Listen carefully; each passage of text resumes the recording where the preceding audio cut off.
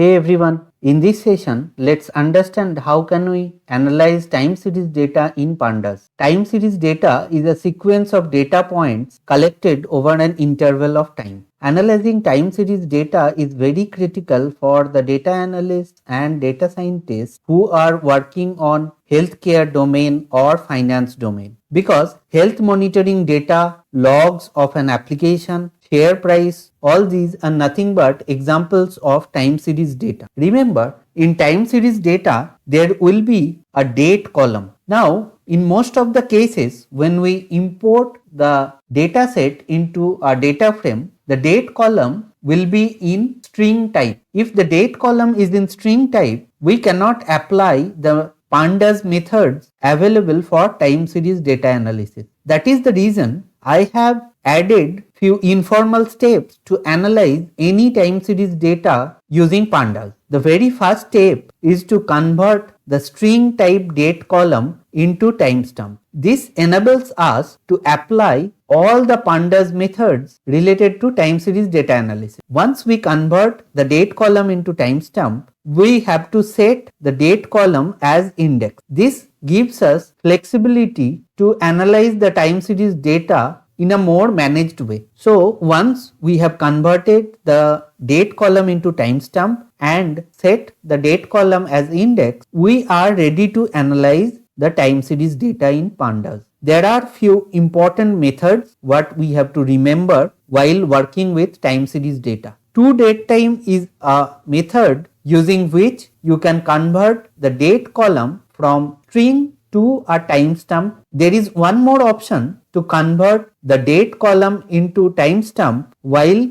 reading the file itself. Using set_index, we can set the date column as index of a data frame. Resample is a very important method what a data analyst or a data scientist uses frequently to analyze timestamp data. We will see how we can use resample and apply few of the aggregation functions on it. Now let's go to the Jupyter notebook and write some code to understand how we can analyze time series data. We will be analyzing time series data using Pandas, and that is the reason it is critical to import Pandas in your notebook. I have downloaded Google stock price for entire 2023 from Yahoo Finance. Let's see what is the content of this CSV file. Here we are creating a data frame from the CSV file. If you see here, it is a time series data because we have date column and we have open, high, low and closing stock price of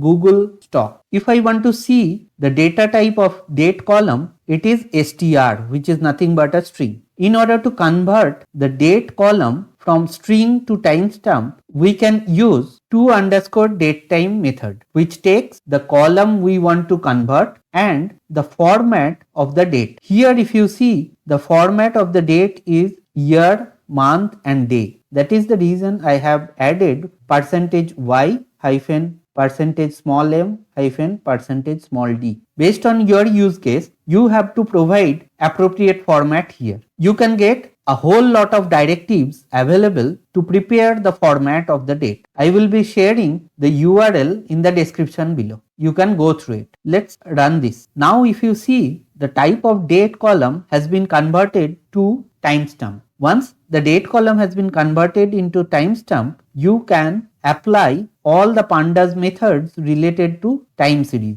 Day_name is a method by which we can get the day of the week. If you see here, the 3rd of January was Tuesday. Apart from ToDateTime method, you can also convert the date column into timestamp while reading the file itself. ReadCSV method takes few more arguments. One is parse_date, which takes a list of columns we want to convert, and the date parser takes the logic to parse string type date to a timestamp. I have written a lambda function here in order to convert a string type date into a timestamp. If I run this, you can see now the date is in timestamp. So that means there are two ways to convert the date column into a timestamp. One is using to_datetime. This will be applicable after importing the data into a data frame. There is another way While reading the file itself, you can convert the date column into timestamp. You can set the date column as data frame index using set_index method. In place equal to true means the changes will be permanent in your data frame. Notice here, date column has been converted as index of the data frame. Earlier, the indexes were from 0 to 249. Now,